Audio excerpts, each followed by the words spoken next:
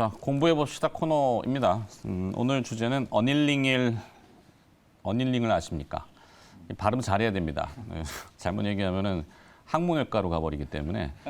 근데 얘기들은 많이 들어보신 IT에 혹여라도 관심이 있다면 앞서 이제 우리 한미반도체 얘기하면서 오사트라는 개념을 썼잖아요.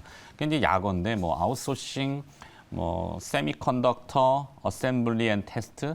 그러니까 반도체 주문이 아니라 반도체의 이제 조립, 테스트, 뭐 패키징 이렇게 되는 오사트라는 표현이고 어닐링은 사전적으로는 이온 주입 공정 시 계면에 데미지를 입은 웨이퍼에 상처가 아물도록 온도 변화를 주는 공정이다. 이렇게 되어 있어요.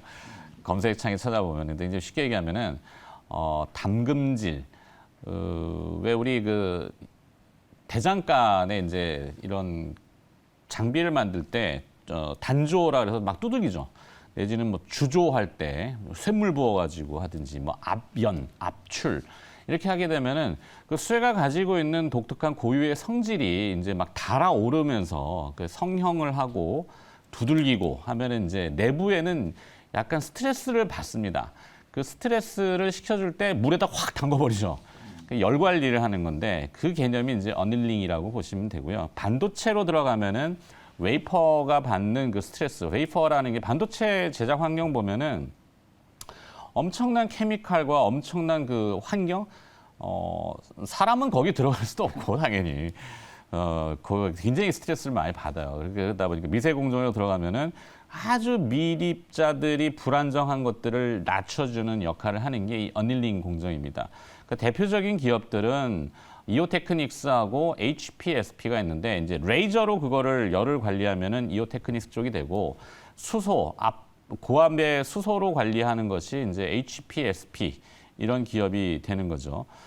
이 내부에 받는 그 응력이라든지 그 스트레스를 해소하지 않으면은 쉽게 얘기하면 칼을 멋지게 만들었는데 열 관리를 안 해주고 칼 자체에 있으면 칼 끝을 어떤 뭐 핀 같은 걸로 통치면 칼이 부르르 깨져버리는 그런 현상들 때문에 웨이퍼도 굉장히 민감한 그 반도체도 조직이라서 근데 이 열 관리는 일본 업체들이 잘합니다. 잘할 수밖에 없어요. 왜? 사실 반도체가 이제 실리콘, 세라믹 이런 쪽이죠.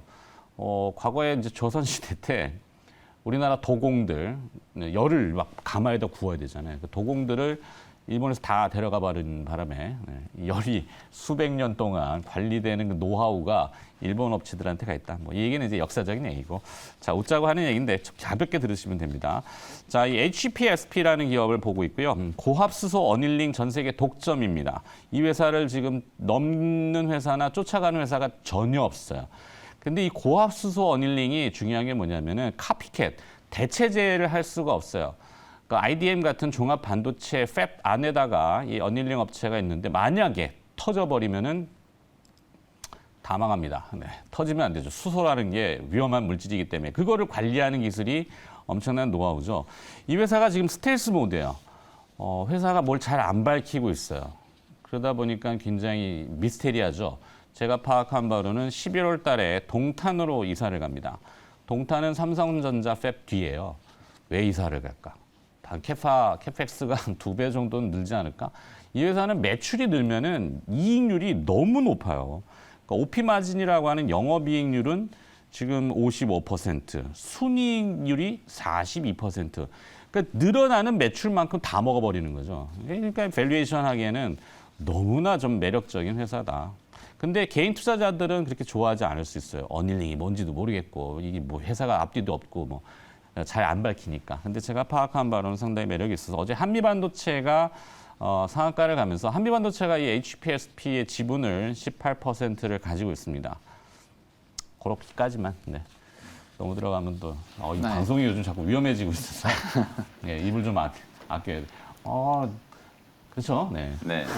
잡시다. 사실 이제 네. 제가 먼저 하도록 하겠습니다. 어닐링 이게 개념 자체가 되게 좀 어렵고 네. 우리가 이제 사실 레이저 어닐링은 이제 이오테크닉스를 통해서 이제 많이 좀 들어봤는데 고압수소 어닐링 이게 이제 말씀해주셨던 것처럼 이제 HPSP가 전 세계 지금 유일하게 양산을 지금 하고 있는 그런 이제 상황이기 때문에 여러분들 이제 반도체 공정 이제 아까 뭐 우리 주식 투자자분들 정말 이제 전문가 못지않게 똑똑한 투자자분들이 많기 때문에 전문가들도 밤잠을 이제 설치면서 더 공부를 할 수밖에 없어요. 왜냐하면 공부를 안 하면 이제 무식이 다 탄로날 수밖에 없거든요. 특히 이제 반도체나 이런 첨단 산업에 대한 거 이제 분석을 하는데 뭣도 모르고 얘기를 하다 보면 이제 투자자분들보다 더 모르는 이제 전문가도 또 간혹 있거든요. 그럼요. 그래서 이제 반도체 이제 공정에 대한 거 이제 보시면 어찌 보면 이제 처음에 이제 웨이퍼 단에부터 출발을 해가지고 뭐 산화 공정, 뭐 노광 공정, 그 다음에 이제 이게 이제 네 시가 공정 세정 맞습니다. 그 다음에 이제 이온을 주입하는 이제 소위 말해서 이제 우리가 불순물을 집어넣어야 우리가 이제 반도체 어찌 보면 웨이퍼에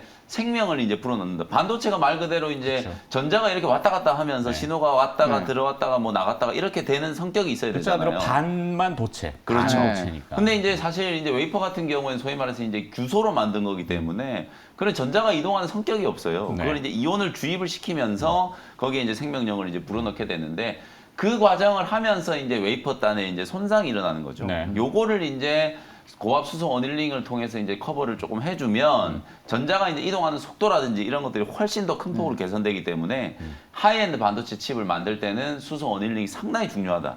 그래서 요거는 이제 수년 전부터 삼성전자나 SK 하이닉스가 공정에 적용하려고 이제 삼성전자 같은 경우에는 막 원희가 IPS 막 불러가지고 엄청 닥달을 하고 했는데도 안 됐는데 이제 HPSP가 삼성전자가 지금 뿔났다. 네. 그 AI 때문에 HBM 메모리 지금 막 떠들었잖아요. 그렇죠. 하이닉스가 앞서 있는 이거 앞선다로 얘기하면 또 민감해 하니까 하여튼 그래서 요즘에 기사 많이 나오기 삼성전자는 지금 때문에. 발등에 불 떨어져서 막 네. 아까 말씀하셨죠. 가지고 와 다 만든다. 그렇죠. 이게 개념이 그 또 어제 또 얘기했잖아요. 그 기흥이랑 그쪽을 저녁에 가보면 불야성이라고요. 카지노처럼 막 불로 막 왜 저렇게 불빛이 많을까 하면 막 이거 뭐 네. 올리고 붙이고 막 이 공사하는 하고 어유 대단합니다. 그런 걸 봐야지만이 그렇죠. 투자할 때 정리를 할 수가 있죠. 그래서 실제로 지금 진짜 지금 그 라인에 있는 이제 엔지니어들이 하는 얘기거든요. 네. 그래서 실제 장비가 지금 이제 후공정 쪽은 정말 어마어마하게 이제 많이 필요하기 때문에 네. 일단 다 만들어 오라. 그렇게 지금 이제 푸시를 하고 있다라고 하고. 그래서 어쨌든 이제 고압수소 어닐링 이쪽은 HPSP가 일단은 지금 장악을 하고 있다. 특히나 또 삼성전자와의 어떤 협력이나 이런 것들을 좀 기대해 볼 수 있지 않겠는가. 그리고 한미반도체가 또 지분을 또 가지고 있기 때문에 어제 이제 한미반도체가 급등을 할 때, HPSP 잘 안 올라가는데 이러다가 이제 오후에 상한가를 가니까 이제 HPSP도 같이 따라 올라가더라고요. 네. 이제 그런 부분들도 좀 있고 또 하나 이제 제가 조금 이제 좀 아이디어가 좀 떠오르는 종목은 사실은 이제 SK 하이닉스하고 이 고압수소 어닐링 양산을 위해서 수년 전부터 이제 준비해온 기업이 있어요. 아주 작은 소형주긴 한데 예스티라는 회사가 있거든요. 예스티도 차트 보시면 HPSP하고 거의 비슷하게 최근에 나름대로 좀 강하게 좀 움직이고 있어요. 그래서 고압수소 어닐링 이거는 이제 예스티는 아직 양산의 단계는 아니거든요. 알파 테스트를 이제 통과한 단계이기 때문에 아직 이제 양산을 위한 컬 테스트에 아주 어려운 단계가 좀 남아있긴 합니다만 예스티도 이제 참고해서 보시고 제가 이제 오늘 좀 추가해서 이제 말씀드리고 싶은 종목은 오늘 자막이 나오고 있는 것처럼 뭐 레이저 어닐링, 네. 그다음에 이제 그루빙 같은 이런 레이저 커팅 장비 우리가 이제 스텔스 다이싱 얼마 전에도 얘기했잖아요. 이런 거 어쨌든 HBM3는 뚫고 잘라내고 이런 게 이제 또 워낙 또 중요해지기 때문에 그렇죠. 이오 테크닉스는 조금 성격이 다른데 메모리 쪽 웨이퍼 구멍에다가 이제 어닐링을 하는 거고 네. HPSP는 웨이퍼 전면에 광범위하게 하기 때문에 네. 성격은 좀 달라요. 그렇죠. 그래서 이제 전체적인 이제 흐름으로 봤을 때 우리가 이제 최근에 시장의 분위기는 그냥 반도체는 HBM3가 다다. 약간 이런 느낌이거든요. 그래서 이제 HBM3 수혜주를 찾다 보면 HPSP나 또 이오 테크닉스 같은 이런 종목들이 또 움직일 수 있는 가능성이 있기 때문에 예스티는 그냥 참고하시고요. 또 추가해드릴 종목은 이오 테크닉스 말씀 좀 드려보겠습니다. 네. 네, 저도 뭐 그 HPSP가 이제 수소 어닐링을 할 수 있는 장비가 유일하게 이제 HPSP잖아요. 그래서 EU 얼마 전에 이제 리포트에서 뭐 ASML 뭐 이렇게 비유가 됐더라고요. 왜냐하면 ASML을 만들 수 EUV 공정을 만들 수 도광 있는 장비는 전 세계 그거 하나밖에 유일하니까. 없으니까. 근데 마찬가지로 HPSP가 유일하게 지금 수소 어닐링 장비를 만들 수 있는 이런 회사다 보니까 이제 이런 부분에 대해서 이제 많이 부각이 되는 것 같아요. 근데 ASMR을 넣지는 않겠죠. 예? 넣어도 돼요. 왜? 네, 그거 사면 되니까. 해외 주식이 직접적으로. 그럼요. 요즘에 네. 직접 투자 다 하니까요. 그렇죠. 네, AMD, 요즘은 얼라이드 뭐- 머티리얼 그런 게 오히려 나을 수도. 엔비디아 뭐 그런 게 나을 수도. 그러니까 이제 만약에 이제 우리가 하드웨어를 사고 싶으면 우리나라 주식, 반도체는. 그래도 그다음에 대한민국 사람이니까. 예, 소프트웨어는 미국. 뭐 이런 식으로 요즘은 이제 내가 이제 선택적으로 옛날에 이제 할 수 없으니까 이제 그 주식을 살 수밖에 없었는데 네. 지금은 이제 그럴 필요가 없죠. 그래서 HPSP가 이제 근데 이제 아까 한미반도체도 얘기했잖아요. 이게 버블이냐. 그러면 HPSP도 지금 보면 증권사 목표가에 거의 다 도달을 했어요. 네. 그러니까 이럴 때 이제 항상 고민이 되는 거죠. 이게 그러면 지금 이미 오른 만큼 오른 거 아닌가? 이제 항상 근데 이제 지난번 우리가 에코플로도 보시면 알겠지만 증권사 목표가는 이제 그냥 방향이고 그보다 훨씬 넘게 가는. 그러니까 이게 이제 항상 이제 주식 투자할 때 적정 주가를 얼마나 줘야 되냐. 이게 이제 항상 딜레마인 것 같은데 지금 이제 HPSP에 대해서 제가 이제 높게 보는 이유는 그동안은 이제 파운드리, 아니 시스템 반도체 쪽에서 주력이 됐는데 최근에는 이제 메모리 쪽까지 이제 하겠다. 이제 이런 식으로 이제 메모리는 뭐 지금 약간 이제 불황이긴 하지만 앞으로 이 시장 자체도 워낙 크니까 그러면 이제 이전에는 1 플러스 0.1이었다면 지금은 1 플러스 1이 되니까 지금 어떻게 보면 지금보다 또 한 번 아마 이 부분이 반영이 안 돼서 지금 증권사 목표가가 좀 낮은 거 아닌가 이렇게 보고 있고요. 아마 지금 네. 지금 리포트들은 또 수정 개재가 되겠죠. 예, 또 어제 한미반도체도 개재됐죠. 예. 삼성증권에서 타겟 프라이스 목표가 46,000원짜리 리포트가 네. 나왔을 거야 아마. 네, 그러니까 이제 항상 올라가면 이제 목표가 올리더라고요. 네, 항상 이제 지금 그런 분위기인데 HP도 SP도 이제 그런 모멘텀이 있을 것 같고 한미반도체 같은 경우는 이제 이게 시가총액을 3조를 넘나 맨날 지켜봤는데 그렇게 안 오르던 어제 그냥 한 번에 그냥 4조까지 가버리더라고요. 이게 이런 흐름들이 요즘 주식인 것 같은데 지금 아무래도 이제 이 새로운 공정 HBM 뭐 이런 거가 이제 계속 각광을 받고 있는데 지금은 이제 한미반도체 이스페타시스가 핫한데 제가 보기에는 지금 FCBGA를 좀 얘기를 하고 싶어요. 왜냐하면 데이터 센터, 인공지능, 자율주행. 그래서 지금은 한미나 이스페타에 밀리지만 이게 이제 어느 정도 매출이 올라오기 시작하면 그때는 제2의 한미나 제2의 이스페타는 이 FCBGA에서 나오지 않을까. 저는 그렇게 보고 있고 그쪽 관련주로는 이제 덕산하이메탈, 기가비스, 대덕전자. 어제 이제 기가비스는 이제 김영미 매니저가 네. 소개를 했었죠. 그래서 지금은 이제 한미반도체 이스페타시스에 이제 주력을 하지만 나중에 차후에 또 이제 우리가 어떤 큰 수익을 노린다면 이쪽 FCBGA 관련주 쪽도 계속 우리가 주가 흐름을 추적해야 되지 않나 이렇게 말씀드리겠습니다. 네, 어쨌든 하다 보니까 오늘 IT 하드웨어 쪽으로 왔는데 다 고루고루. 네. 항상 쏠리면 자 하드웨어에서 소프트웨어로. 네. HPSP도 조만간에 상한가 한번 갈 것 같아요. 몰라 그건 한미반도체가 갔으니까. 시세는 모릅니다. 시세도 모르고 그다음에 매매에 대해서 뭐 사라 네. 팔아라 이런 방송이 아니죠. 그냥 네, 참. 같이 고민해보는 아이디어인 거니까 그런 것만 참고로 좀 제발 해주시고 어제 네이버는 왜 빠졌을까?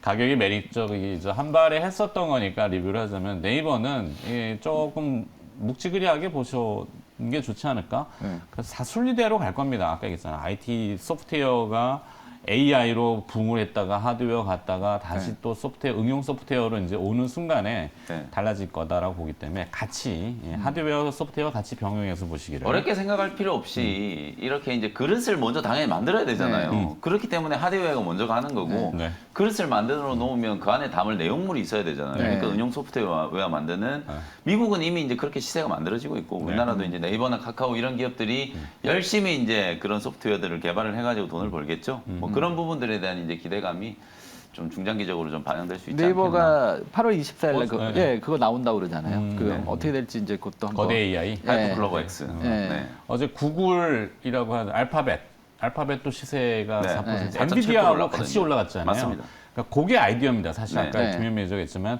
하드웨어와 소프트웨어적인 게 같이 가야지 어느 한쪽만 갈 수는 네. 없어요. 네. 예, 그게 큰 흐름을 주고 있다는 것을 잡고 한 발은 여기서 정리하도록 하겠습니다. 자, 이제 김영민 매니저의 또 한 발을 봐야 되니까 뭐 리뷰 요청이 왔는데 네. 제우스. 네, 제우스. 네. 제우스 이제 세정 쪽 오늘 이제 계속 반도체 공정에 대해서 뭐 또 어쩔 수 없이 말씀을 좀 드리게 되는데 아까 제가 말씀드렸던 것처럼 뭐 시각하고 그러면 이제 또 세정해야 되는데 특히 이제 HBM3, HBM3P, 뭐 HBM4 이렇게 이제 메모리 반도체와 관련된 이제 이슈들이 이제 부각이 될 때마다 아무래도 이제 이 깎아내는 공정들이 좀 많이 생길 수밖에 없어요. 그러니까 세정 쪽이 이제 당연히 좀 주목을 좀 받을 수밖에 없고 제우스가 또 어저께 장중에 아주 좀 시원시원하게 이제 급등이 좀 나와가지고 거의 뭐 20% 가까이 이제 급등을 하고 마무리를 하면서 50일 이제 신고가를 좀 경신하는 모습이거든요. 제우스는 요즘에 뭐 자율주행 또 이송 로봇과 관련된 네. 이제 이슈도 같이 이제 좀 부각이 좀 되면서 두 가지 이제 격포제 때문에 주가가 상당히 좀 강하게 움직이지 않았나라는 생각이 좀 들어요.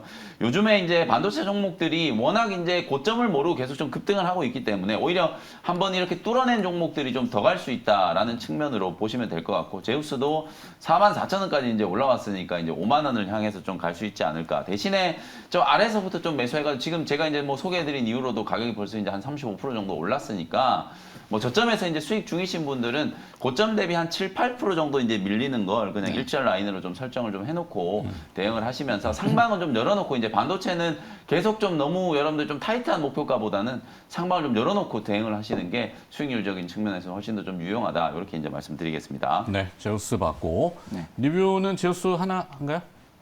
제우스 어저께 기가비스 잠깐 해드릴까요? 기가비스? 네. 네. 기가비스 어저께 이제 FCBJ 방금 이제 이호원 매니저님도 네. 말씀해 주셨다시피 이제 결국 지금 우리가 지향점이 자꾸 이제 HBM으로 다 쏠리고 있지만 네. 우리나라가 이제 약한 건 이제 시스템 반도체 쪽이잖아요. 파운드리도 좀 키워야 되고 엔비디아가 만들어내는 A100, H100 뭐 이런 것들도 삼성전자가 생산을 해내야 그야말로 이제 우리도 이제 TSMC처럼 이제 부가가치를 얻게 되는 건데 사실 지금 이제 워낙 뭐 어드밴스드 패키지 이런 얘기 나오면서 HBM3 반도체가 이제 엔비디아가 만들어낸 GPU하고 같이 이렇게 묶어지는 그런 이제 흐름이다 보니까 너무 이제 메모리 쪽이 좀 치중되어 있는데 어찌 보면 이 하이엔드 반도체 칩들 자율주행이라든지 차량용 반도체 뭐 이런 것들까지 이제 감안을 하면은 FCBJ 기판이 이제 폭넓게 좀 활용되고 그 FCBJ 기판 대장주 어제 대덕전자가 15% 정도 이제 급등했잖아요. 그럼 이제 그 기판을 검사하는 기업인 기가비스가 이제 당연히 또 수혜를 좀 입을 수 있기 때문에 기가비스도 어저께 장중에 뭐 한 11% 넘게 이제 상승이 좀 나타났기 때문에 역시 기가비스도 뭐 주당 가격이 이제 10만 원이긴 합니다만 고점 뚫고 한 12만 원 정도까지 좀 갈 수 있다. 역시 상방을 좀 열어놓고 보자. 이렇게 말씀드리겠습니다. 네. 자, 그러면 오늘의 한 발은 바로 이어서 네, 뭐 처음부터 끝까지 계속 반도체 얘기를 해야 될 것 같은데 저는 오늘도 이제 후공정 장비 기업 중에 네. 펨트론이라는 아, 이제 신규 기업을 상장을. 네, 신규 상장된 종목은 아니고 이제 그 오래됐네? 네, 상장된 지는 이제 조금 됐는데 아, 그런가? 작년에 이제 상장돼 가지고 아, 네. 이제 한 1년 6개월, 지나면 7개월 정도 이제 좀 지났으니까 보호해수에 대한 이제 그런 이제 뭐 오버행과 관련된 이슈도 어느 정도 이제 다 해소가 좀 됐다. 이렇게 이제 보시면 될 것 같고 펨트론은 이제 인텍 플러스를 생각하시면 될 것 같아요. 네. 인텍 플러스가 이제 3D 머신 비전 때문에 요즘에 아주 좀 각광을 받고 있잖아요. 칩 하나의 가격이 되게 비싸지잖아요. 그럼 칩도 당연히 검사를 더 정밀하게 해야 되는 게 아주 좀 단순한 논리라고 생각하시면 될 것 같거든요. 그런 식의 이제 검사 장비단의 이제 소형주가 바로 요즘에 이제 조금 이제 뜨고 있는 펨트론이라는 이제 기업이라고 보시면 될 것 같고 AI 돌풍이 제가 볼 때는 뭐 당분간 좀 이어질 수밖에 없어요. 특히 우리나라 같은 경우에는 일단 하드웨어 쪽에 이제 좀 강점을 먼저 갖고 있기 때문에 반도체 쪽에서 이제 생태계, 그다음에 이제 껍데기 만들고 이제 내용물을 좀 채워가는 그런 과정에서 수혜가 이제 예상되는 종목들이 먼저 주가가 좀 움직이고 있다라고 이제 보면 펨트론 같은 경우에는 HBM3 그다음에 이제 고용량이 이제 DDR5 아마 3분기 때부터는 상당히 이제 양산 규모가 아주 큰 폭으로 늘어날 거예요. 네. 이제 그런 부분들에 대한 이제 기대감이 반영될 수 있을 만한 종목이 펨트론이다. 와이어 본딩이라든지 패키징, 웨이퍼 소잉, 그다음에 이제 메모리 모듈 이런 이제 검사 장비 4개 라인업을 모두 갖추고 있고 콜 테스트가 이제 다 끝난 상태이기 때문에 아마 3분기 이후부터는 펨트론도 매출액의 성장, 외형이 일단 상당히 좀 크게 성장할 수 있다라는 부분들이 주가에도 긍정적인 영향을 좀 미칠 거라고 보고요. 시가총액이 최근에 뭐 주가는 좀 올라온 것 같지만 시총이 1,000억대 종목이거든요. 소형주예요, 아직까지. 그렇기 때문에 추가적인 상승 여력이 저는 아직 충분히 좀 남아 있다라고 보고, 근데 반도체 쪽뿐만 아니라 2차 전지 쪽에서도 이제 리드탭 장비라든지 이런 쪽으로도 검사 장비, 사실 이제 검사 장비라는 게 반도체만 하는 게 아니에요. 디스플레이 쪽에도 적용시킬 수 있고 요즘에는 이제 배터리 셀 쪽에도 이제 검사 장비가 다 적용되기 때문에 그런 부분들과의 어떤 외연 확장 시장을 관심 있게 한번 지켜보시면 될 것 같습니다. 가격 전략 한번 말씀드려 볼게요. 어제 종가 이제 17,120원인데 17,200원 내외 뭐 그 정도 수준으로 접근을 한번 해보시고 1차 목표 가격은 2만 원 정도, 손절 가격은 15,000원 정도로 가격 전략 참고해 보시면 되겠습니다. 네. 김영민 매니저의 네. 한발 펩트론. 펩트론 아닙니다. 네. 펩트론은 완전히 다른 바이오예요. 네. 이 사명이 비슷비슷하다 보니까 연세 있으신 분들은 뭐라고 이게보다는 그래서 코드 번호를 좀 말씀드려야 되는데 펩트론. 네, 펜트론입니다. 저 사명 때문에 하여튼 언젠가 한 번은 얘기가 좀 나와야 될 것 같은데 네. 이름 함부로 바꾸지 못하게 하고 네. 또. 자, 그건 거고. 네. 자, 이호근 매니저의 네. 한 발은 또 들어가기 전에 점검. 네. 태광 리뷰 요청이었는데. 네네. 잠깐 그 펜트론 잠깐 조금 보충 제가 조금 얘기를 하면 네. 지금 이 회사가 이제 그 3D 장비 검사 장비임에도 불구하고 이제 시총이 좀 작았던 게 아무래도 SMT 매출 비중이 한 80% 되더라고요. 근데 지금 반도체가 한 18%고 2차 전지 2%. 근데 그러니까 이럼에도 불구하고 지금 이렇게 이제 좀 낮았던 게 아마 이제 이 매출 비중 때문인 것 같아요. 근데 작년에 보니까 2차 전지 쪽이 매출이 지금 급격히 늘었어요. 그러면서 지금 아마 이제 2차 전지 쪽의 비중이 높아질 거고, 그다음에 이제 반도체가 그동안 좀 업황이 안 좋아서 좀 낮았는데 이 부분이 또 올라오고 그러면 좀 더 부가가치가 높은 쪽으로 매출 비중이 올라가면서 좀 이 종목도 많이 갈 수 있지 않을까. 저는 일단 그렇게 좀 유망하게 보고 있습니다. 네, 이호근 매니저도 숟가락 하나 딱 올렸어요. 네. 던졌기 때문에. 네, 그다음에 이호근 매니저의 기업 태강, 태광. 한번 간단하게 하고 넘어갈게요. 태강은 지금 이제 워낙 지금 반도체 쪽으로 핫하다 보니까 이쪽 나머지 쪽은 별로 이렇게 시장에 관심 못 받고 있는데 조선주들이 요즘 꾸준하게 어쨌든 올라가고 있어요. 그래서 태강이 여기서 이제 자리를 잡는데 좀 시간이 걸렸는데 이게 자리가 잡혀가지고 이제 올랐기 때문에 이 주가는 이제 한 단계 레벨업이 되지 않나 이렇게 보고 있습니다. 그래서 증권사 목표가보다는 좀 더 많이 갈 수 있다 이렇게 보고 이 종목은 조선주와 같이 보면서 가시면 괜찮을 것 같고요. 오늘 제가 준비한 종목 말씀드리도록 네, 하겠습니다. 기업은 뭔가요? 오픈 엣지 테크놀로지. 오픈 엣지 테크놀로지. 네. 네, 요 종목 왜 안 나오나 했어요. 이게 지금 얘가 가야 되거든요, 사실은. 네, 네. 그래가지고 제가 갖고 왔어요. 그 보면 이제 이 종목은 이제 그 팹리스트죠. 그러니까 팹리스가 아니죠. 죄송합니다.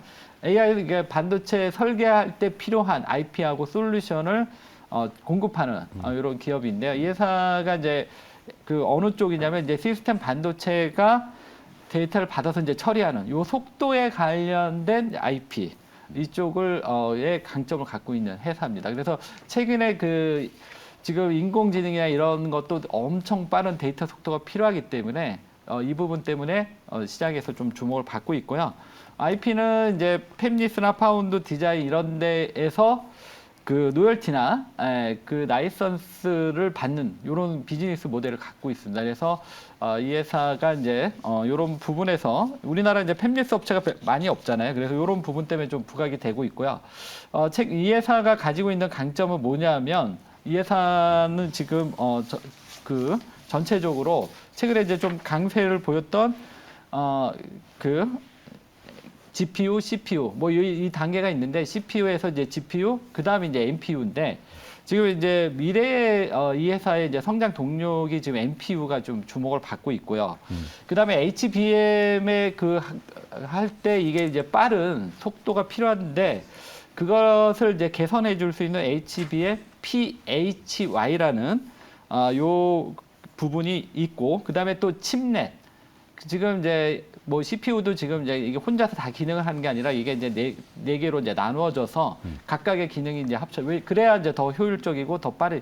그러니까 이 회사가 또 이 칩넷 구조, 그다음에 아까 말씀드렸던 HBM, PHY 구조 이쪽에 상당히 강점을 갖고 있어서 지금 시장에서 핫한 인공지능 쪽에 강점을 갖고 있다.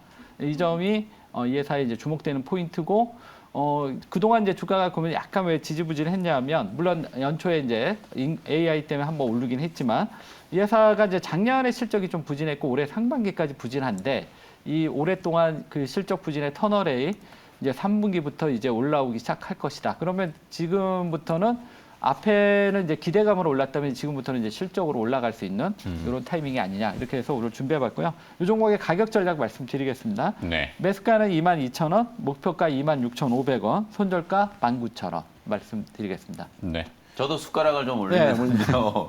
오픈에지 테크놀로지 이제 방금 네. 이동 매니저님 칩넷이라는 이제 네. 단어를 말씀해 주셨잖아요. 이게 되게 중요한 거거든요. 요즘에 이제 이종 집적 그게 결국 이제 네. 어드밴스 패키지예요. HBM3 이제 4개하고 엔비디아가 만들어낸 GPU 같이 합쳐가지고 패키징을 한다는 거거든요. 이론적으로는 뭐 HBM3를 8개까지 넣을 수 있다라고 하는데 효율이 좀 떨어지다 보니까 4개 넣고 같이 이제 패키징하는 이제 네. 그런 묶음이라고 보시면 되는데 여러 개의 성격이 이제 성격이 다른 반도체들을 묶어가지고 이제 하나의 칩화 시키는 게 요즘에 이제 뜨는 유행 반도체 산업의 가장 중요한 부분이라고 보면 되거든요. 네. 그래서 이제 이 칩넷과 관련해서 오픈엣지 테크놀로지가 이제 기능적인 측면에서 상당히 좀 중요한 기술력을 좀 가지고 있기 때문에 그야말로 뭐 AI 반도체 시장에 핵심적인 수혜주가 될 수 있다. 주가가 못 움직인 게 오히려 조금 이상할 정도로 자리는 지금 좀 괜찮은 자리다. 이렇게 말씀을 좀 드리겠습니다. 저는 다 빼고 지금 22,000원이잖아요. 네. 공모가가 10,000원이었거든요. 네. 근데 공모하기 전에 장외 거래 가격이 20,000원이었던 거예요. 아, 그럼 뭐 아직도 다 물려 있다고. 그렇죠. 맞아요. 먹은 수익 낸 사람이 뭐 10,000원에 공모한 사람 별로 많지는 않아요. 네. 네. 그렇다는 겁니다. 잘 들었습니다. 자, 오늘도 변함없이 이번 주도 한 주 고생하셨고요. 다음 주 네. 월요일 날 또 다시 뵙도록 할게요. MBN골드의 김영민 매니저와 이호근 매니저였습니다. 고맙습니다. 감사합니다. 감사합니다.